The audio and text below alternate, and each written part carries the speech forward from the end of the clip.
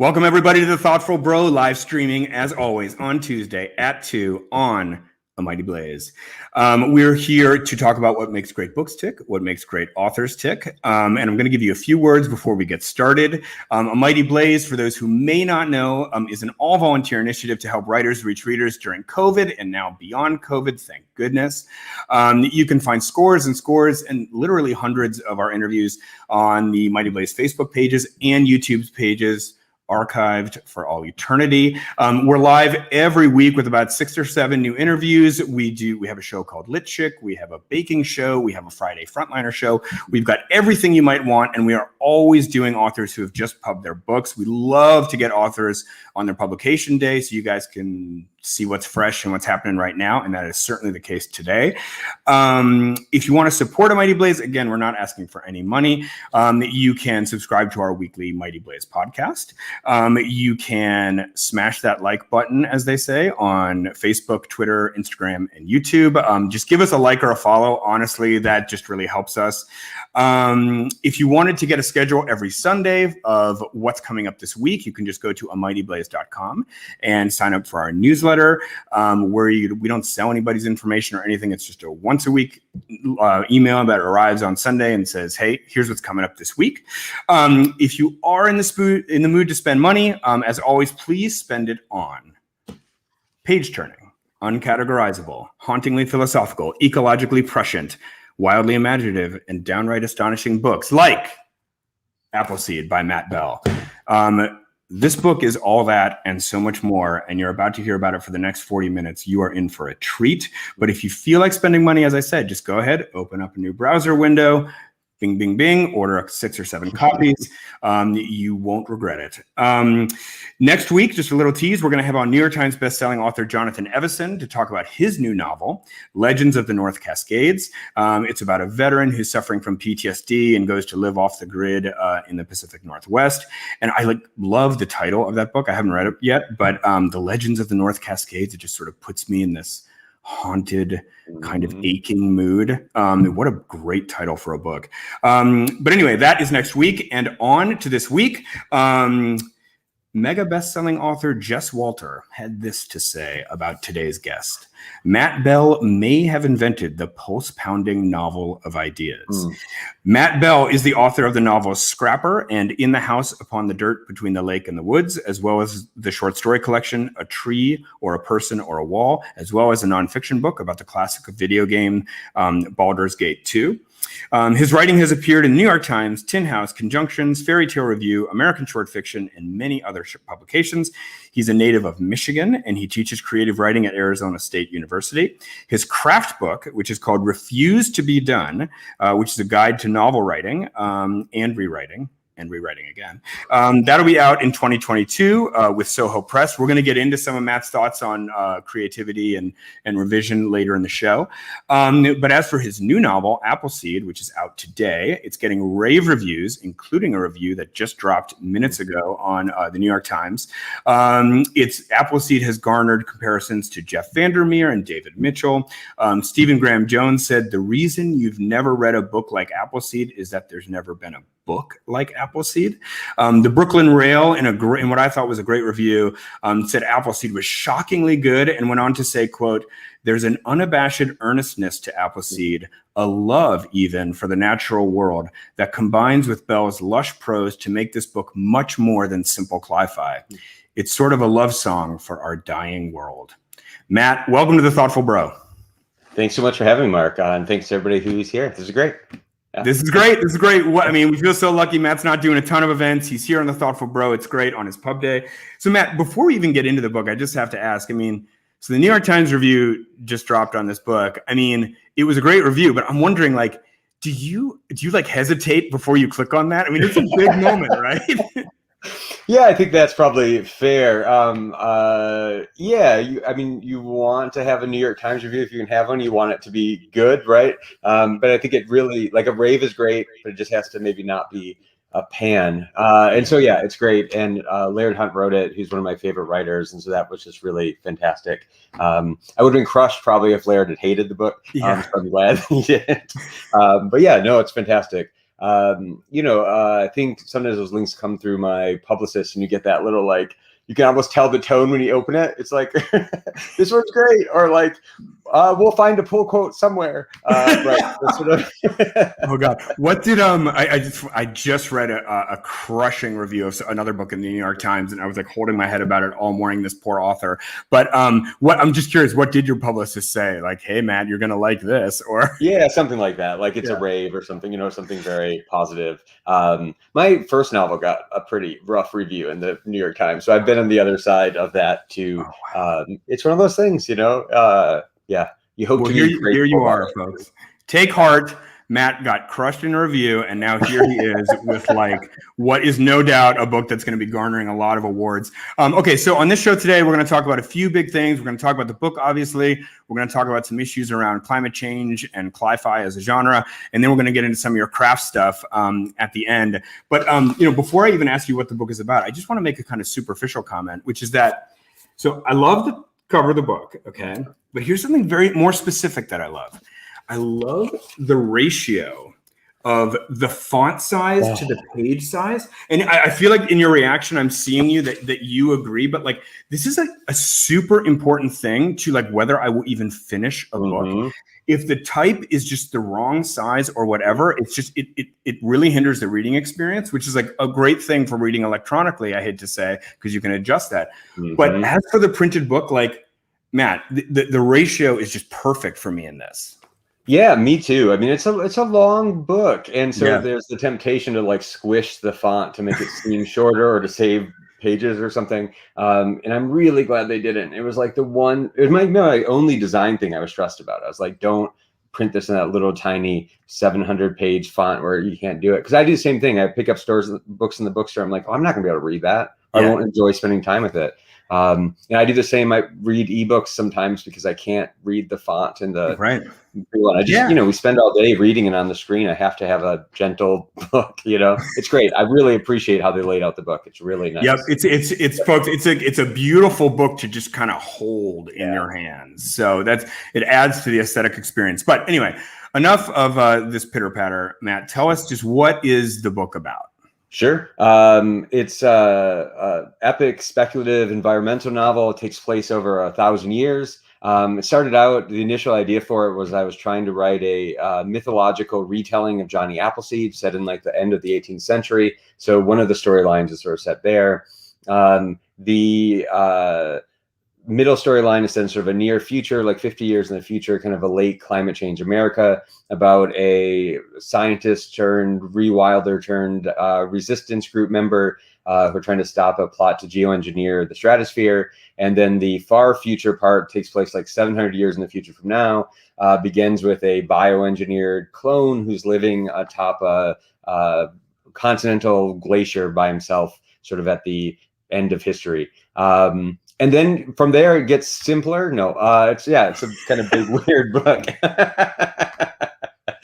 We were kind of joking before this that like the difficulty of explaining this book quickly, like it doesn't have a good elevator pitch, sadly. But thank you.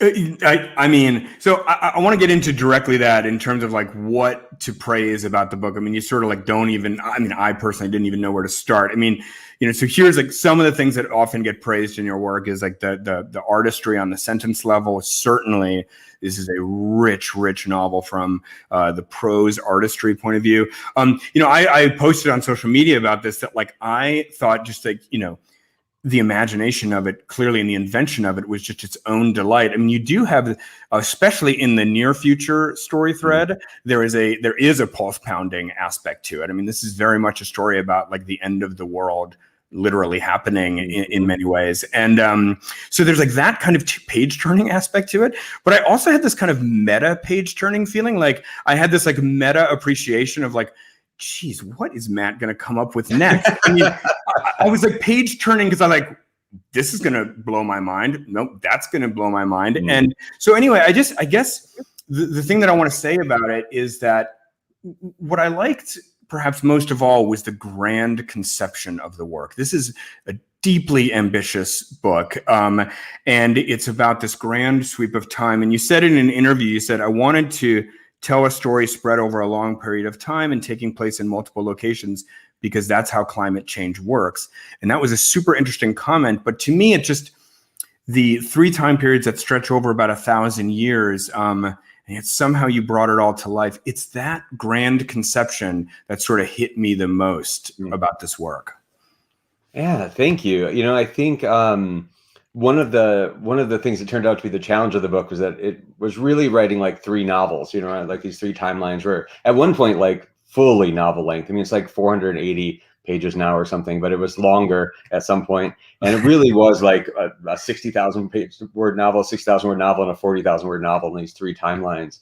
So there's kind of that triple world build and sort of like building these 3 different places, and then looking for ways to reuse things in other time periods, right? To sort of take something you've used once and move it into another place or recast it. And there was a lot of fun in that. I think the same kind of like what will happen next joy for you was a lot of it for me. Like there's definitely things in the book that I discovered as they were happening. Even with some of the planning I did in that were kind of shocking. I was like, oh, I didn't know that this book was going to do that. I didn't know that could happen here.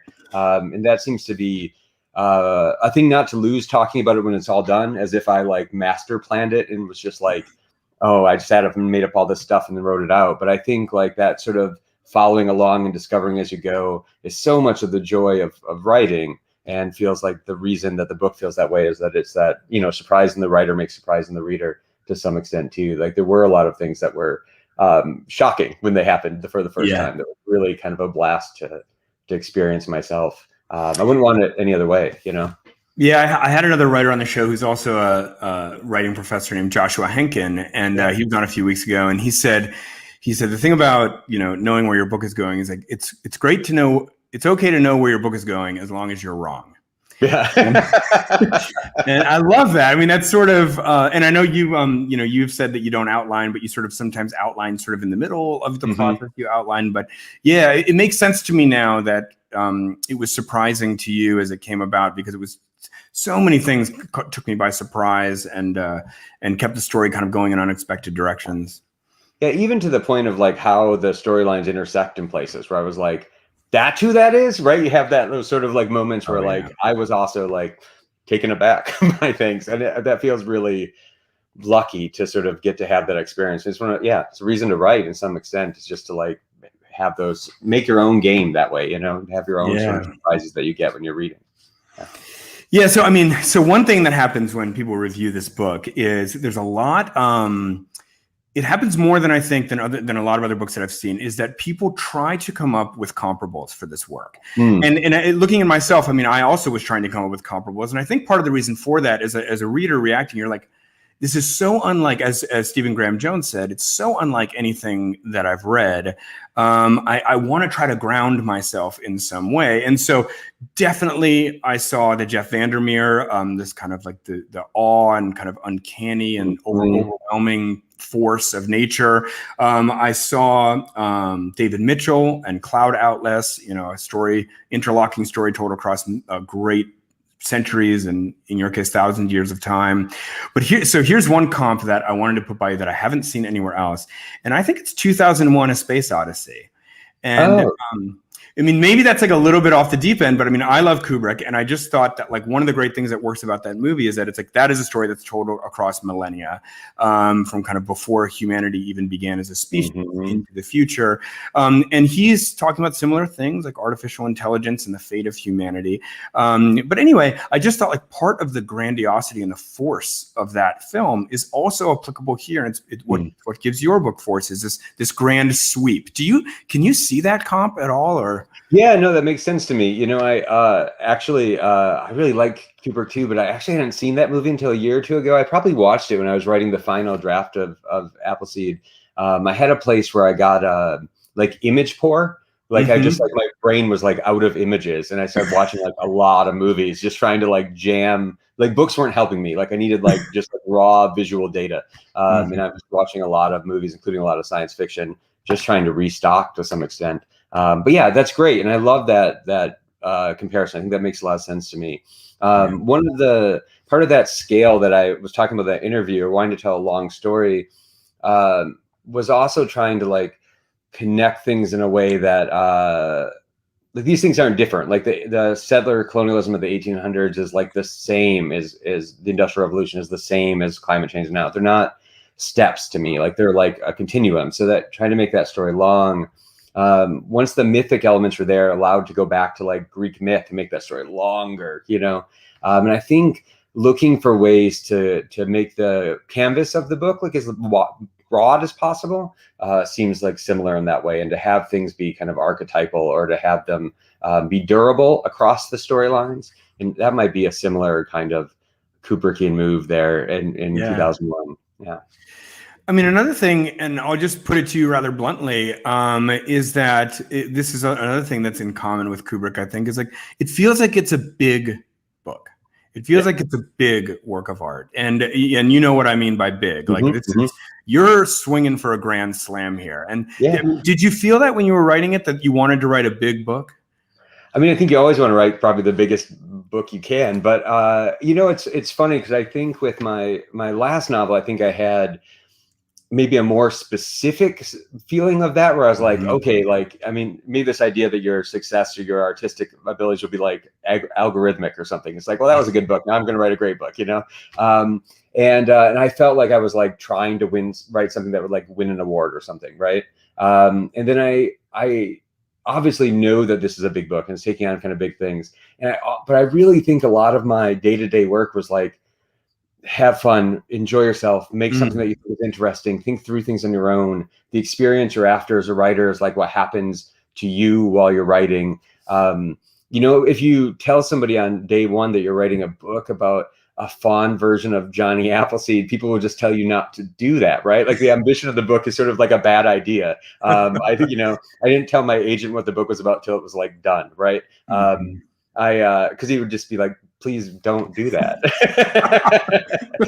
Which is not true. He's super supportive, but you know, like, so I think in some ways I got to this place by like not worrying about the reader in that way, you know, or not worrying about the reception in that way. And so it's kind of thrilling. That's how it ended up feeling.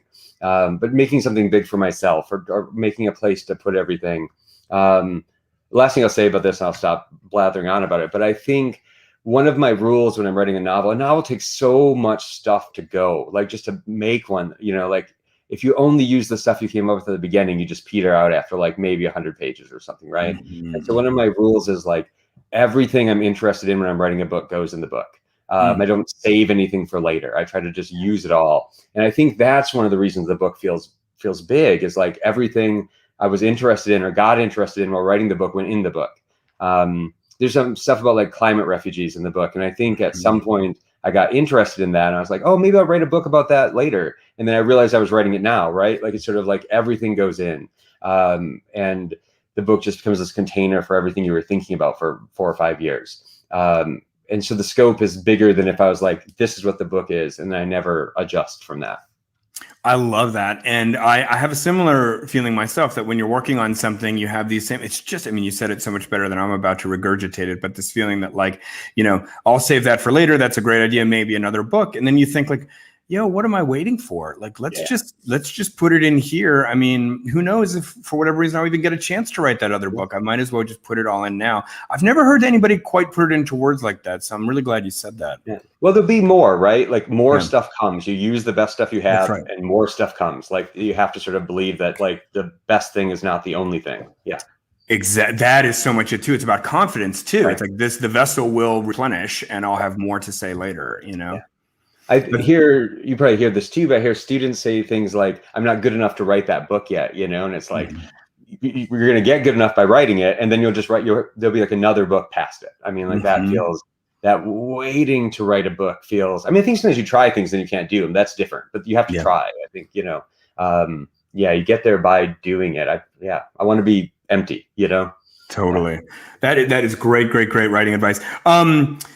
So, oh God, I have so many questions I want to ask you. I'm trying to be concise. And so one thing I want to skip to is myth and fable. And, you know, so obviously in the first thread, you're talking about Johnny Appleseed, but he is not Johnny Appleseed. He's actually a fawn. And so I just want to give you like a quick moment before I ask my question here. Just first of all, to explain to everybody in case they might not know, what is a fawn? Sure.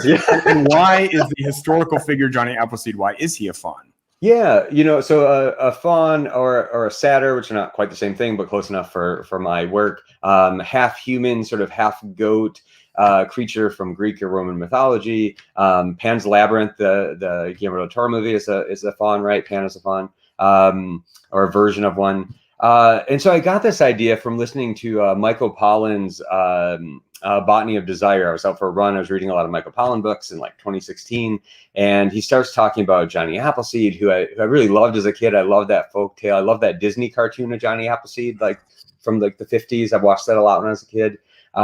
He starts talking about Johnny Appleseed as a Dionysian figure, like an American Dionysus. And I was like, oh, that's really interesting. I thought, well, wouldn't it be fun to write Johnny Appleseed as like a literal Dionysian figure with, sort of like hooves and fur and horns and sort of a woodland creature, which is really where the book started, which, for what it became is sort of a weird origin point, but a fun one. And I think that half human, half animal character made a lot of other things in the book possible, and also suggested that scale. Once you were importing Greek mythology into like the American folklore system and American past interesting things, sort of just immediately started suggesting themselves. It was incredibly generative sort of prompt. Absolutely. Yeah, that really comes through. It felt very free, or like right from the get-go. So I want to ask you a question just about, I think I love mythology. I love folklore. That was one of the reasons why I really wanted to interview about this book. But there's an author named Kate Bernheimer, who I know you know. She writes modern fairy tales. And I saw her once make a remark that I thought was great.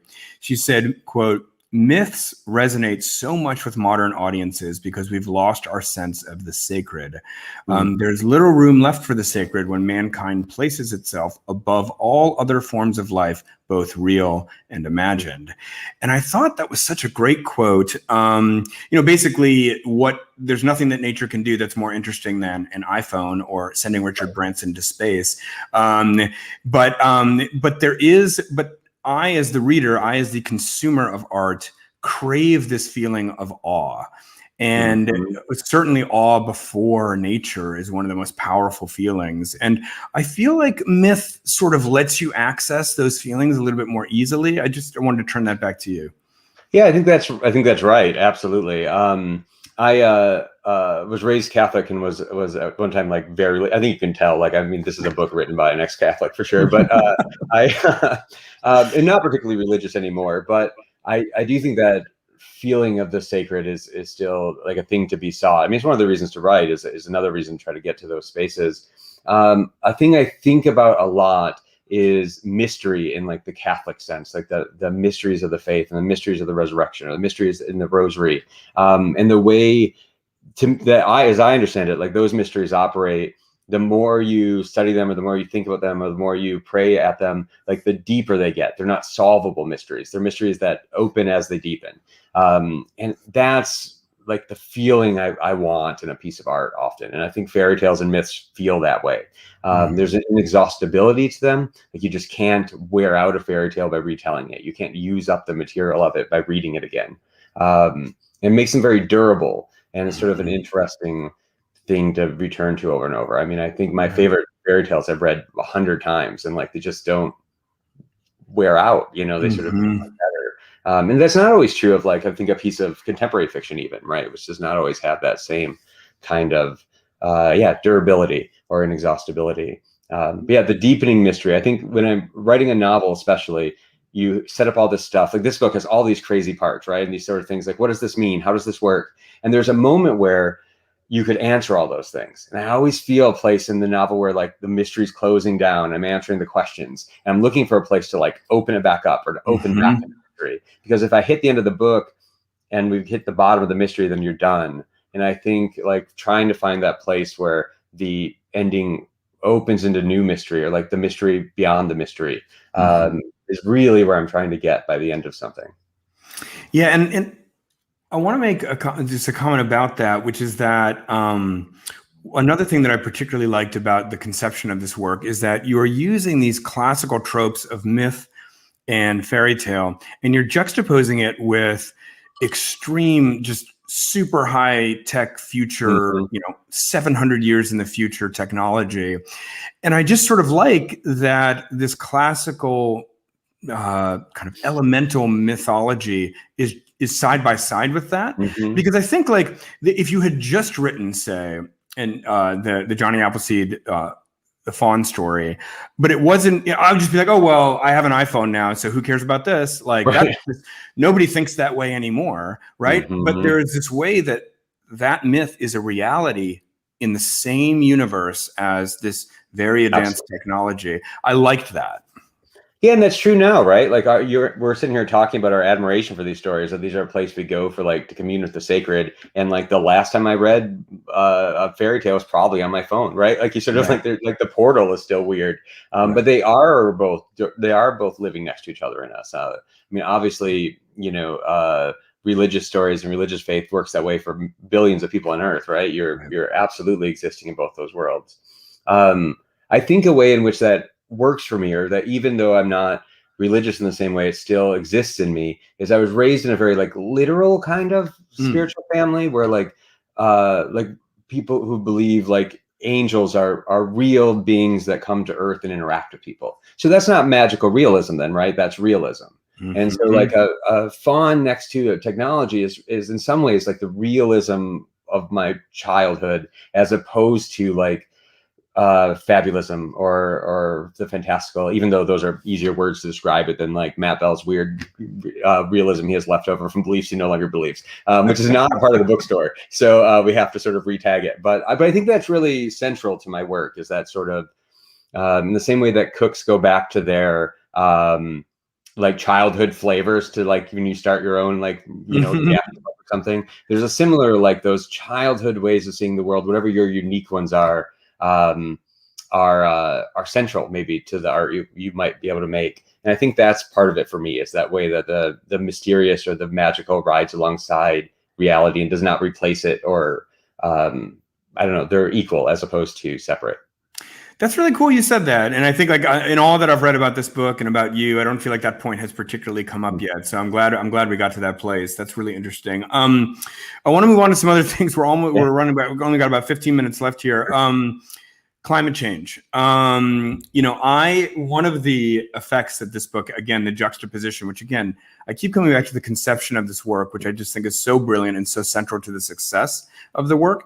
But one of the things that worked about this sweep and juxtaposition is that, you'd flash forward to 50 years from now in this very apocalyptic, bleak plot, and then an even sort of bleaker, but sort of more meditative plot of a 700 years in the future. And each time I was in either of those stories, I was like craving, like almost literally drooling for like, please take me back to 1850s or, like the 150 years ago Johnny Appleseed plot, when your lush nature writing is just like off the charts. And I think that juxtaposition, I know other, you could say other cli-fi writers tried to do this kind of thing, but it works particularly well here because the future worlds are so desolate and so vivid. And then you just turn a page and you're like back in this world of like baby rabbits and snakes and grapes on riverbanks and this lush world. And you're like, no, please, let's not let nature go. So I guess, so my question to you partly is, I know that, nature is so important to you, but, you're an environmentalist. You clearly, these issues really matter to you. I guess I just kind of want to hear from you, is this book cli-fi? Are you trying to make the reader feel, as I just described, I felt? Do you want to be part of this climate dialogue with this book? Yeah, I mean, I think that, in some ways, like, I think about like Amitav Ghosh's The Great Derangement. I was talking, like a thing that literary realism has not done, maybe until recently, is like sort of reckon with climate change. And part of that, it feels like to leave that out of your work at this point in some way would be crazy. But obviously this is writing sort of directly at it. I think there, another sort of childhood obsession of mine was, I grew up in Michigan, in rural Michigan, and I thought a lot or imagined a lot like what the state must have been like before there were people there. I was sort of interested in that. And of course, the more you learn about that, you realize how transformed the Midwest already is, and really everywhere in America is for the most part. The plot of the book's about geoengineering, but like it's already geoengineered. It's already been adapted to human use. And I was really fascinated by that. I don't think I knew this before I started researching the book, was the way in which the nature that's in the places I grew up is already like a recreation. Like they were restocking deer in Ohio before the Civil War, right after the Civil War. So like by 1860, there are no deer in Ohio. So like putting them back. That all the fish in the Great Lakes were overfished. You know, the lake trout there now are like a replacement. That's kind of wild that you were already living sort of in a preserve in a certain way. The nature was already what humans had decided they wanted around them. I just didn't know that. And so I think like that's part of it. I know we're moving on to other things, but I'll say really quickly, the other thing I was really interested in that really animated early writing in the book was that Chapman and Nathaniel in 1799 cannot conceive of the world being exhaustible. It's invincible. That, you know, Thomas Jefferson famously did not believe in extinction. He was a naturalist, but didn't believe in extinction. So he was obsessed with finding the woolly mammoths that must be in America, because he saw fossils and he didn't believe that anything that had been created could be destroyed permanently. So they're changing the shape of the landscape. They're changing what lives there into what humans want, but they don't believe that they can run things out. They don't believe that things can be permanently damaged. They didn't grow up as we did, maybe with like saving the whales because there aren't going to be whales, you know, like that idea would be impossible for them to think about. And that felt really important to me. And it felt really central to maybe like the settling of a colonizing of America, that sort of idea of inexhaustibility, and that maybe we still believe that today. Most of us really, even when we know better, in our heart of hearts, do not believe that these things are exhaustible. And I think that was trying to pull that through, or that belief through, was very animating for me.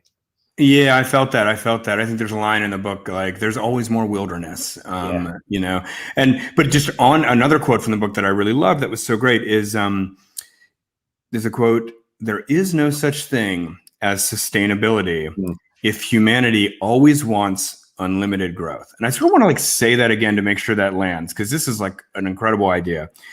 There's no such thing as sustainability if humanity always wants unlimited growth. And sort of what you're saying here is basically humans are parasitic and are going to exhaust their host eventually, because all they can think about is reproduction and expansion. And there is no kind of innate tempering force within humanity. And I want to put that question to you, like, do you actually believe that? Or do you think that humanity sort of has it within themselves to reach a place of sustainability at some point in the future? Well, I don't believe unlimited growth extractive capitalism has a mechanism for that, I guess, right? Like, I think whatever capitalistic urges I had might have been destroyed by writing this book. I mean, it's just like so obvious, like that's a huge part of the problem, right? One of the things I sort of, you know, I moved to the West like 7 years ago, and for my job at ASU. And so water in the West is obviously like a sort of constant thought in crisis. And one of the things I sort of learned, we're reading about the Colorado River, which we get our water in Phoenix, is how water conservation works, or should work.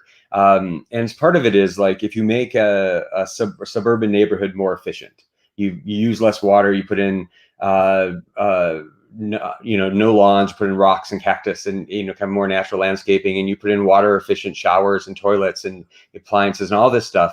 And what it doesn't do is you don't leave the water in the ground. You just make another suburb next to it. So it allows growth instead of conservation. And a lot of like the things that are talked about as sustainability are really about spreading the resources further. So it's not about leaving oil in the ground, or leaving coal in the ground, or about leaving water in the ground. It's about allowing you to grow by using less per unit. Sufficiency, not sustainability.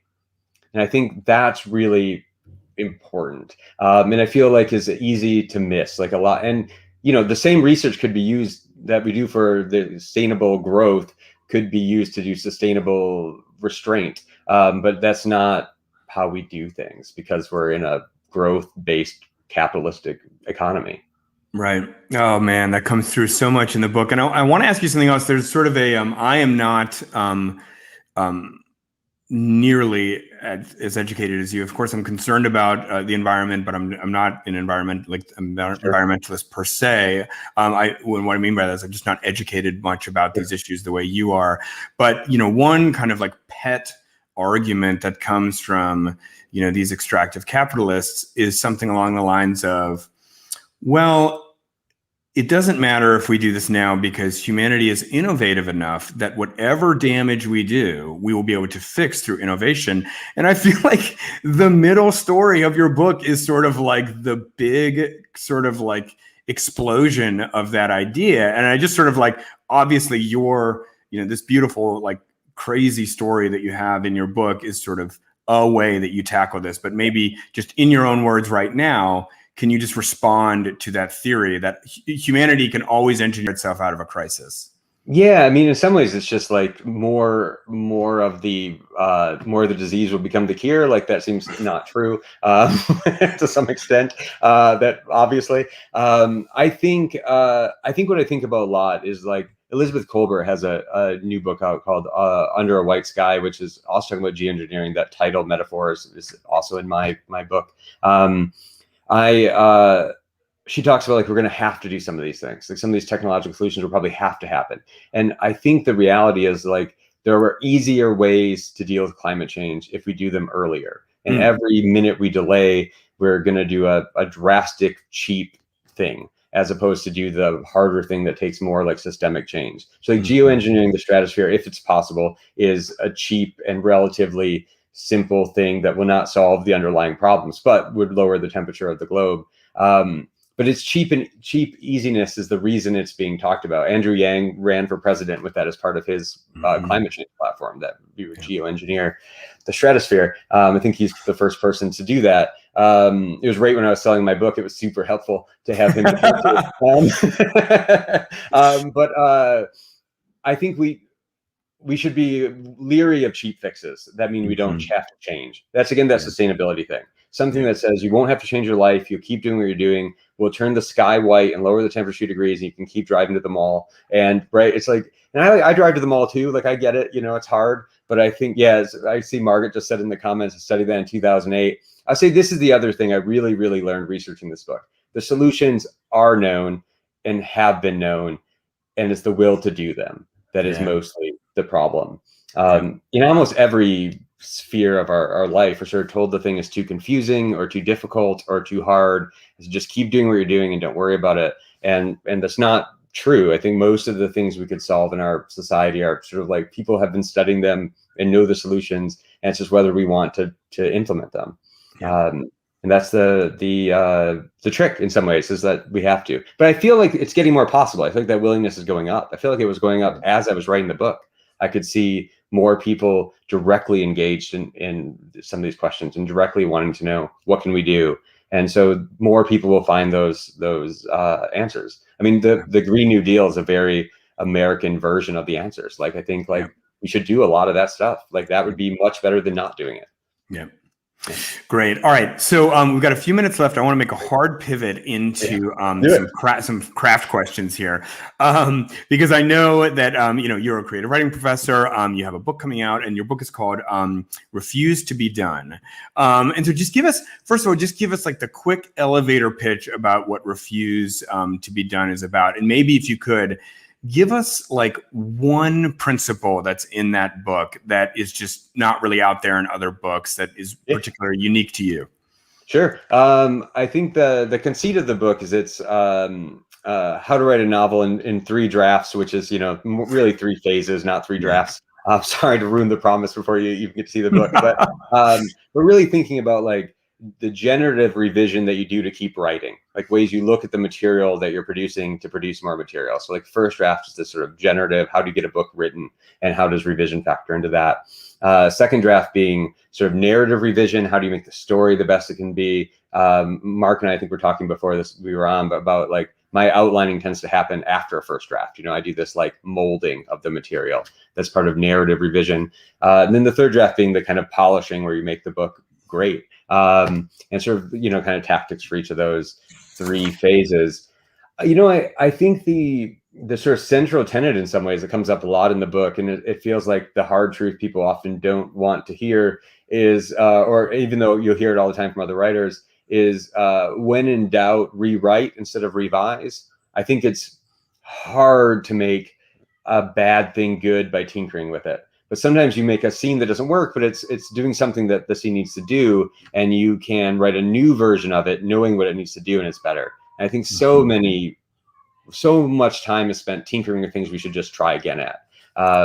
And for me, including second drafts of my books, I retype from scratch. I don't, I rewrite a whole new second draft. And so much of the work that's done there. The first draft is like book length and not a book. And the second draft is feels like it could be a book if someone edited it. Right. It's sort of like the difference between a book length object and a book draft. Are you referencing the first draft when you write the second draft? Yeah, in theory, I have sort of two monitors at home, and I'll put the old one on one and have a blank document on the other, and I let myself reuse things as long as I retype it. Again, just sort of no copying and pasting. I make myself retype it. Every novel I use less of the original draft. I think it's become like a security blanket. I don't use a lot of it anymore. It's like I can't just throw it away. I'm glad it's there. But I use a lot less of it. There's very, very little of the first draft of APPLESEED in APPLESEED. Got it. Yeah. So another question on craft, and then we'll take a couple questions from the audience. I heard you say in another podcast, you said that you, in your opinion, you don't write dialogue very well. Oh, sure. Yeah, I mean, I thought the dialogue was great in this, but let's just accept that at face value. It got me thinking, though, and this is a question I like to ask writers sometimes. You are exposed to other writers all the time, obviously, through your teaching job and on top of all the reading that you do.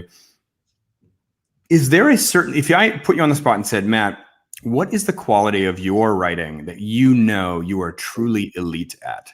What is like, what, I mean, no, really, I mean, don't be modest here. Like, I mean, just pick something that you just sort of know that you have a kind of world-class aptitude for, of all the different kind of writing skills that exist. Sure. Thanks. I'll say real briefly, dialogue being my weakness, one of my goals for this book was like to learn how to write dialogue. So I'm glad it was good. It was really did work at it. Okay. So that was like I can't get away with this not being good at dialogue stuff anymore. So good. I don't know if it's the thing I'm best at. The thing I've worked the most at and care maybe the most about really is like sort of the like acoustic texture of the language. And like really that's the thing, like working on the sentences and making them sound a certain way and sort of filling them out. Gary L. Lutz's essay, The Sentence of a Lonely Place, she talks about Susan Sontag's idea of like lexical inevitability. That sentence is done when like to do anything to it would harm it, like to change any word would make it worse. I'm like, that's really the goal. So much of my process is discovery. I'm just moving things around, trying to find things, trying to figure out what I'm doing. I don't know what I'm doing. A lot of the time I'm writing. A lot of days are really frustrating on the story front. But what you can do is like try to make like a beautiful sentence or a beautiful paragraph or make a sentence do something you haven't made it do before. And even on a bad day of writing, that's the thing that's like sustaining. It's the sort of like love of the texture of language. Why I'm a novelist, not a screenwriter, or not. I mean, same kind of writing, but it's not the sort of engagement with language on the page and what the language can do is the thing that I care about the most and probably studied the most in some ways. Yeah. And on that note, Matt, I just realized that I forgot to ask you to do a reading at the top of the show, but that is a perfect lead-in. I know people never do readings at the end, but I would love to just hear a brief reading from the book because I think that the language is absolutely incredible, and I think it would be great to hear some of it. Yeah, I'll just read like two paragraphs from Chapman, a long one and a short one. So this is from the first chapter. As many years as Chapman's made this passage out of Pennsylvania, the thrill of arriving in the territory has never ceased to provoke his fullest wonder. Propelled by joy, he runs dangerously this morning, his furred legs taking leaping, straining steps, his splayed hooves seeking purchase on sharp juttings of quivering rock, on old-growth roots thrust through black earth and slushy snow, other obstacles threatening to trip him and send him sprawling. When his descent smooths onto more level ground, he increases his speed again, his few possessions banging rhythmically against his muscular torso as all around him the forest deepens. The sun has only a pale power beneath these trees, where the frontier's every shaded feature is a fresh barrier to progress. Searching for the way forward, Chapman follows a trail trampled by First Peoples or fur trappers or single file processions of deer, the path of barely visible scrawl plotting the way forward. then crosses dry strands of seasonal creeks strewn with the lacy bones of trout, an unremembered stream quickening with snowmelt. He encounters a thicket impassable except by hacking out each halting step with his tomahawk. He leaps fallen columns of oak and maple, vaults lichen-stung trunks, maybe giving shelter to squirming snakes, the only animals he can't abide. His movements scatter squirrels and chipmunks playing amid rotted leaves, forest mice leaping hungrily over melting snow. Once an explosion of foxes appears, a half-dozen pups running through the flattened grass of a meadow, once purpled with loosestrife, yellowed with goldenrod. In the moist underbrush, he spies the year's first warty toads hopping hungrily through the moldings of mud rattlers and the pellets of horned owls. Abundance everywhere, everywhere gathering and joy and predation and sorrow. Amid all this untamed splendor, every acre of forest is an empire in the shape of the world. I mean, I don't know what to say. I mean, it's just ecstatic is what it is. It's just overwhelming. It feels overwhelming even to say it. Like it's just like that sort of like that a world with that much in it, right?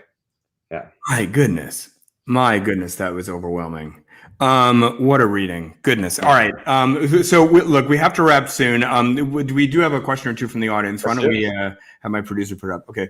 What are you currently reading, and what is something you've recently enjoyed reading? Oh yeah, what am I reading right now? I'm in the middle of reading Brian Evanson's new collection, which is called The Glassy Burning Floor of Hell, which is fantastic. If you don't know Brian Evanson's short stories, he's one of my favorite writers. Another person who's just like deeply able to create the sort of uncanniness that I love so much in writing. I think this might be I'm about halfway through it. I think this might be my favorite collection of his. Every story I'm like, oh, this is the best story I've read of his. You know, they're weird in a different way. Some of them are ecological, which I haven't really seen him do before. Some of them are pure science fiction in a really Twilight Zone-y kind of way. It's great. I think what else I've been read recently that I've really liked. I just read Benjamin Percy's new book, The Ninth Metal, because I'm talking with him tonight. So I was catching up on his new book while getting ready to talk to him about mine, which is also a lot of fun and really great. So those are the last two things I read. Great. That's terrific. So one other question I saw in the chat, but we don't have to put it up, but it's just, if my producer can't find it, but it's a question about video games. And that was that, just really quickly on this, you get asked this question a lot because you wrote a book about one of your favorite video games. And like, a question I like to ask people who are gamers is like, what do you think novel writers can learn from gaming narrative technique? And I guess like my feeling about this is, it's a lot about agency and it's about causality. And I think that these are like really important things. Like I had George Saunders on a few weeks ago, and he was saying that one of the most important things for a writer to understand is an attention to causality and just making sure one thing causes the next. And I think that is like absolutely something that video games inevitably get right, because you're just doing things all the time and one thing follows from the next. If the world doesn't respond to you, it's not a good game. Right? That's right. Like, you want to see your effect on things. Right. But just super quick for you. Yeah. What would you say are kind of things we can learn as novelists from this? You know, I think a thing I think about a lot in writing is that, so one of the things I do in revision is I go through and try to take out as much explanation as I can. Things where something's being explained. I think I write a lot of that because I'm thinking on the page. I'm explaining myself. But I believe that the reader does not want my logic most of the time. The book should be an experience for them to think and feel. And I think that's a thing that a game is too. You don't want to watch the game played for you. The writer explaining to themselves or not trusting you to figure stuff out is them playing the game of the book for you instead of you getting to play. And that remembering that the book is an experience the reader should get to have. If I don't get to be active when I'm reading, I don't get to do some of the imagining, I don't get to do some of the figuring, then I don't enjoy the book very much. A book that doesn't give me room to be a participant is not usually a book I enjoy. Great. I also think dialogue's great. Like video game dialogue's often really good. A lot of role-playing games are really well written. You know, you can learn a lot about how to write companion characters and stuff from like the characters who float around you in like a Mass Effect game or something like that. I mean, I think there's a lot of stuff. Yeah, great. All right. Well, look, Matt, we have to wrap. First of all, would encourage everybody to buy this wonderful book, Appleseed. It is beautiful, and if you haven't, I mean, we've just barely begun to scratch the surface here. I think that Jess Walter quote, a heart-pounding novel of ideas. I mean, oddly, just like totally captures it. That's like sort of what this is. But Matt, before we finish the show, I always ask the same question to every writer who comes on, and it's as follows. So imagine you have the ideal reader for this work. Somebody who's just receiving the work in just the way you'd hoped it was received in your wildest dreams, and they're kind of picking up everything that you're putting down. Now they get to the end of this book, they close it, it's sitting there in their lap, and they look out the window and describe for me in a phrase or even just a word, what is the feeling that this reader has? I think the sort of watchword for me when I was writing this book was wonder. I was thinking about wonder a lot. I wanted to generate wonder, even in the bleak parts of the book. I wanted them to be like wonder generating. I think the thing that comes up all the time with climate change, especially, is like sort of the like nihilism of it. Like it's sort of like it can feel like there's nothing to be done, or that it's sort of bleak, or it's just we're going to lose everything, and that's that. And I think especially our relationship with like the non-human world, your wonder at it is one of the things that animates you to want to save it. Like if you don't feel wonder for the world around you, then you let it go. And I think if I can bring that sense of sort of wonder and connection to that wonder into a person's daily life in some way that can be sustaining, then like that's the thing that animates people. That's more important than the like, is geoengineering a good idea or a bad idea to me? Like, I mean, it's a bad idea, but like the more important thing is like that person leaves this feeling like a connection to the natural world and wonder toward the non-human and the responsibility toward that wonder. That's what I would want people to take, I think. Well, it happened to me. I mean, I basically said so much about 20 minutes ago when I was like, I had this kind of like almost physical craving when I saw the desolate world that you drew. And I think part of like what makes this work so successful in the way that you just described, you wanted it to be successful. It really is your facility with language and the richness and texture. I mean, that passage you read, I mean, I think anybody who was listening to that a moment ago would feel like how rich you see nature. I mean, nature sort of, it is that way sometimes, but the way you render it, it's just overflowing to the max. And it gives the reader this kind of hunger for that natural world and this feeling of like, God, I hope it doesn't go away, Yeah, absolutely. So anyway, what a success. The book, folks, is incredible. I mean, I think you're going to be hearing a lot about this book for months and years to come. Matt, I thank you so much for coming on The Thoughtful Bro today, your pub day. I really appreciate it.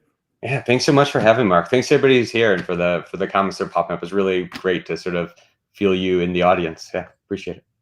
Awesome. All right, folks. So we'll be back next week with Jonathan Everson talking about the legends of the North Cascades. And thanks to everybody for tuning in, and we will see you all then.